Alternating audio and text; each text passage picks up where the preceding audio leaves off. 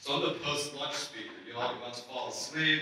You have full stomachs. It's probably really heavy since you're here at the Breakers. It was delicious. You probably ate a lot. I won't take it personally if I start to see those eyes nodding.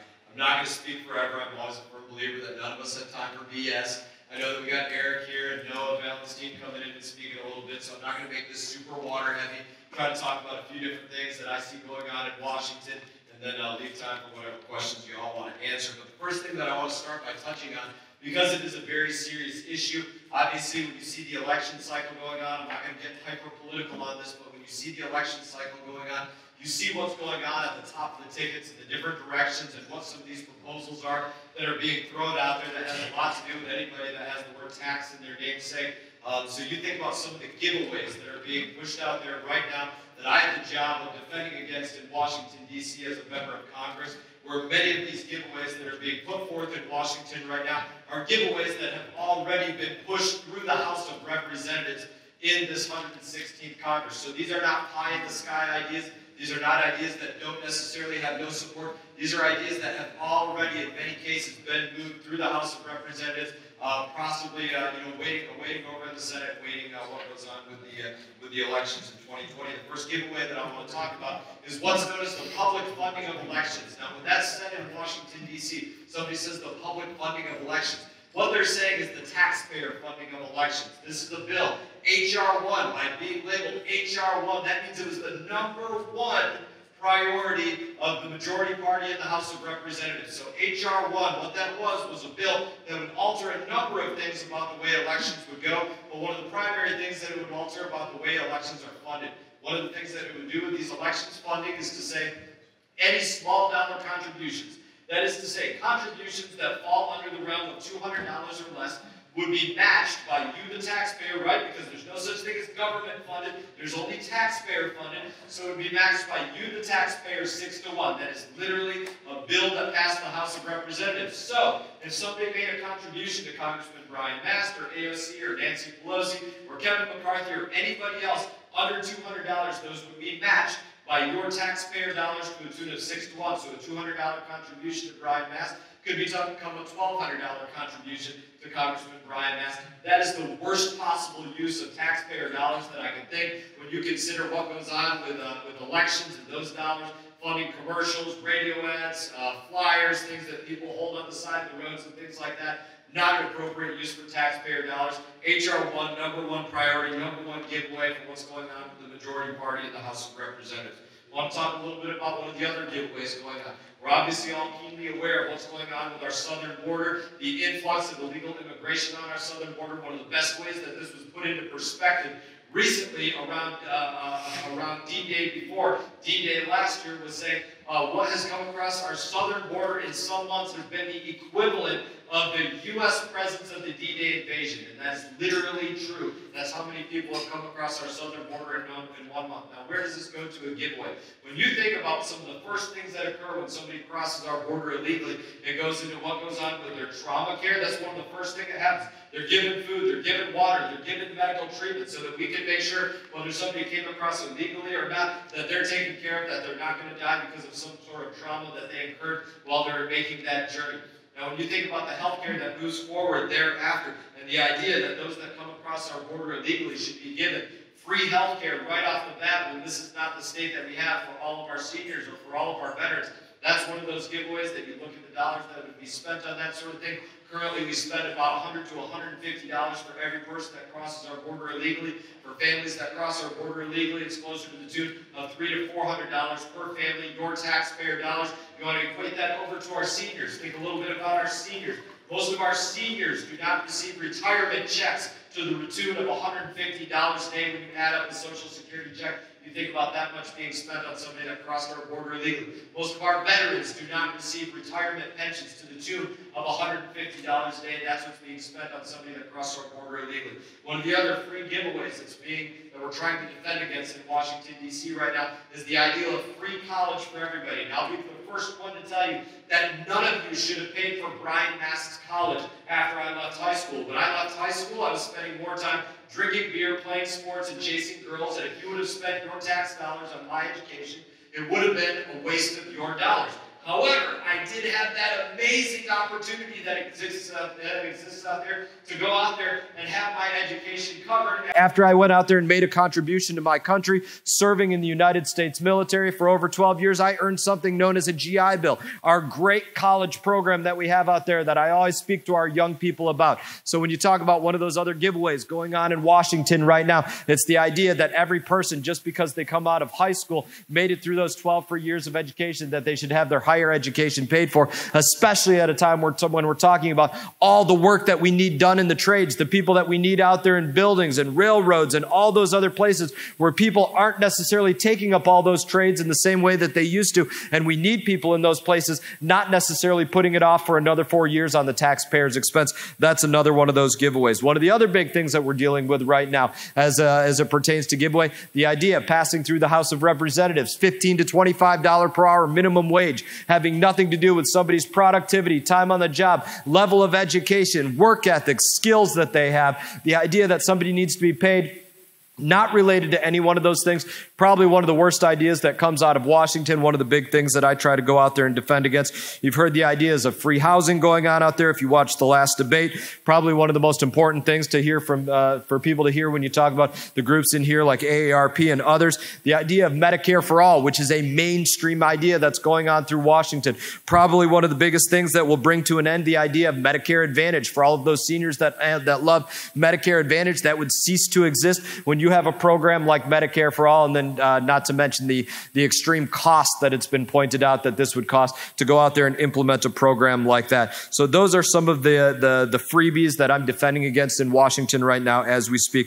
Want to go to a couple of other things just real quickly because I know they wanted me to leave time for some questions. USMCA and infrastructure, US-Mexico-Canada trade agreement and infrastructure. Two vitally important things that need to happen. We need to invest in our infrastructure. We need to make sure that we right any wrongs that were going on between those trade agreements going on across our continent here, making sure that we're making things right for the United States of America, all of those industries that are looking to deal with that $1.5 to $2 trillion in trades that's going on with USMCA.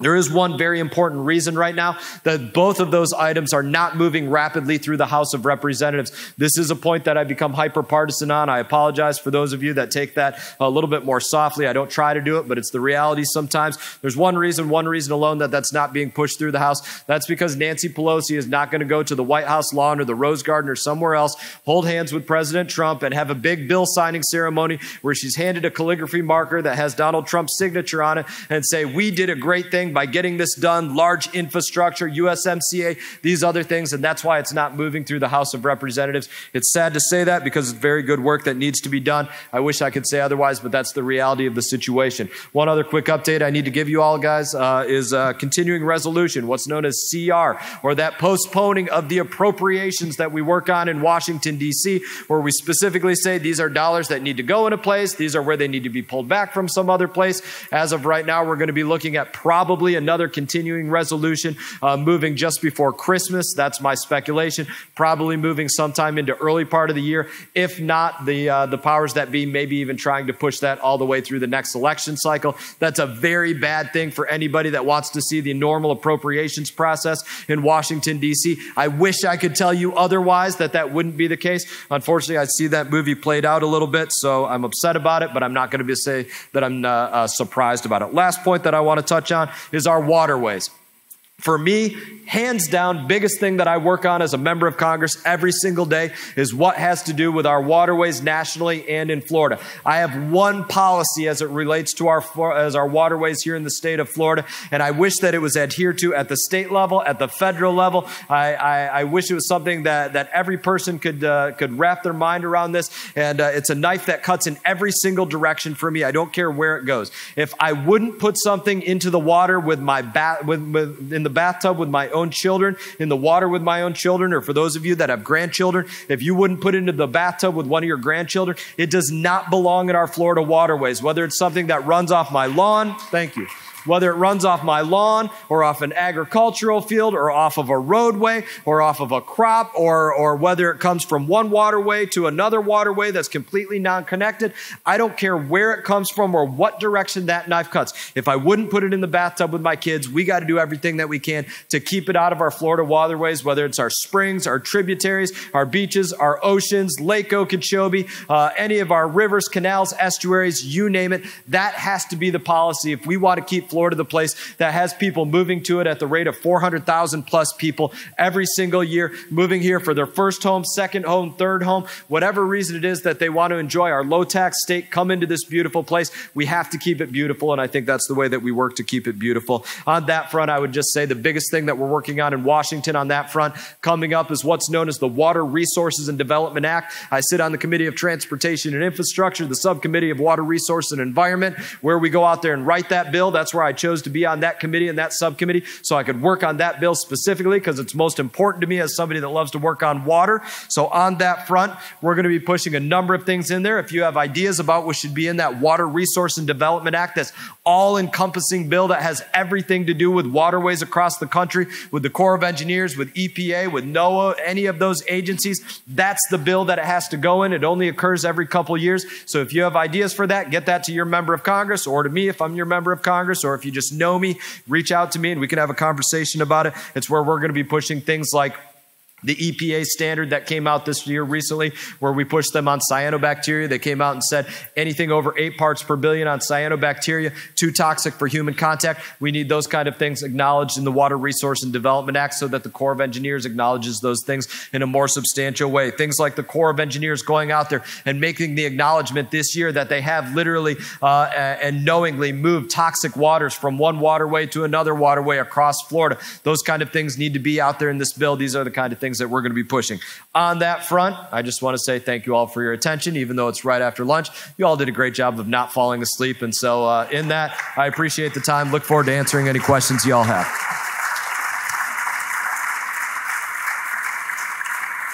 Yes, sir. Four Generations Institute. First of all, thank you sincerely for your service and sacrifice to our nation. We owe you a debt of gratitude. You don't ask for that, but we need you. Thank you. Truth is, I loved it, and I don't regret a minute. So thank you, though. My question is about this decennial process called the census, in which so many decisions are made, not only in terms of apportionment, but in terms of the dollars that do come to those states that have full count. Florida has not yet declared a full count process and committee, so we're really leaving it up to individual communities, organizations like TaxWatch, and other nonprofit and philanthropic leadership. However, there have been other states, many other states, that have taken it seriously enough that they see a full count committee to be appointed.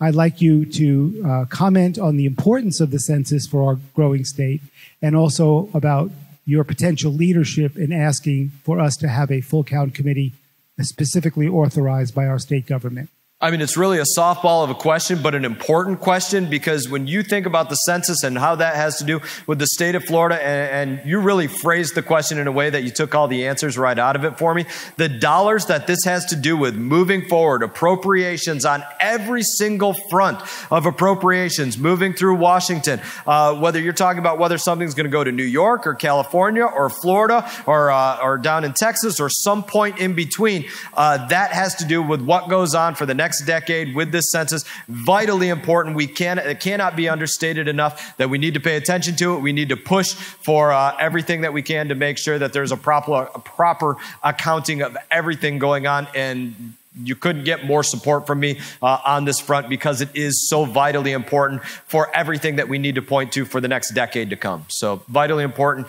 Great question. Can't be understated. So what else y'all have? Or nothing. I'm happy to give you all your stage back. You want your stage back? You like what? Yes, ma'am.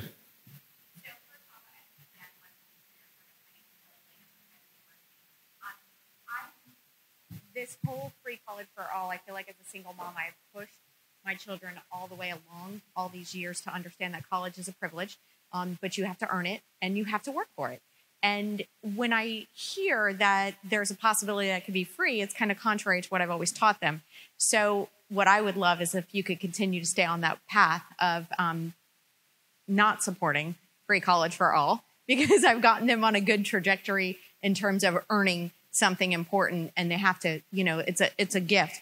The other thing I would ask you too, I never heard of the public funding of elections, HR 1. And I'm so happy that you brought that up, but I would like to learn a little bit more about it. And is there going to be some type of marketing effort or something to allow us to know that better? Because that does not sound like a good thing for taxpayers whatsoever. I think it's very bad policy. HR 1 will start with that one. It's something that, as I said, this already moved through the House of Representatives. The majority parties are generally given bill numbers 1 through 10, and they label those as their top 10 priorities, right? So that was HR 1, number 1 priority, what was going on there. And so in that, we can certainly, I'll have one of my staff get your information. We can give you more information on that. You can pass it out to wherever you want. But yes, very bad idea to take the tax, your dollars or anybody else's dollars going outside on these roadways and put it into somebody's campaign coffers. To think of, the way this occurs otherwise. As a member of Congress, I can't use my printer. I can't go and say, man, I want to print up some flyer to go out there and hand to people and say, vote this way on something like that, and use a printer that the taxpayer paid for. I can't do that. So to have these ideas that we would actually go out there and fund them in this way, horrible idea. Now, to move quickly to what you asked about on education and just dive a little bit more deeply in what I was saying on that, like I said, nobody should have paid for my college because of my performance in high school. That's just flat. Nobody should have done it.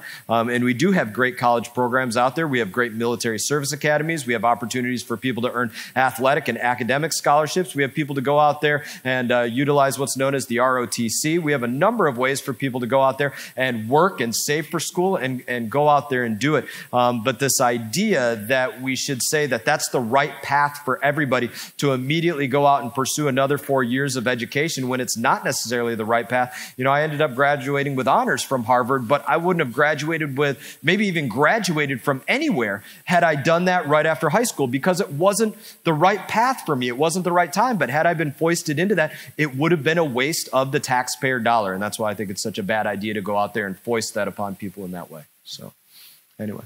Yes, ma'am. Good afternoon. Thank you so much for being here. My name is Gloria Romero Roses, and I co-founded a not-for-profit called Transit Alliance Miami, where we focus on moving Miami forward faster, happier, safer.